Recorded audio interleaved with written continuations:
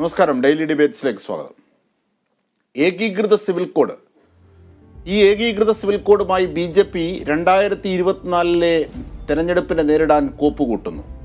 മതസ്വാതന്ത്ര്യത്തിൻ്റെ കടക്കൽ കത്തിവെക്കുന്നതെന്ന് മതേതരത്വം ഉയർത്തിപ്പിടിക്കുന്ന പാർട്ടികൾ പറയുന്നു.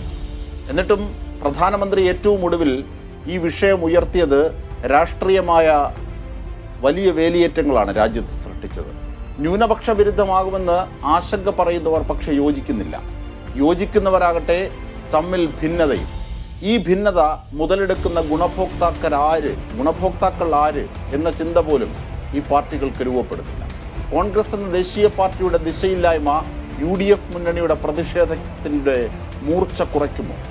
ഏക സിവിൽ കോഡിലെ പ്രതിഷേധങ്ങൾക്ക് ഏകത വേണ്ടേ? നമുക്ക് പരിശോധിക്കാം. ഇന്ന് നമ്മുടെ ചർച്ചയെ സമ്പന്നമാക്കുന്ന അതിഥികൾ: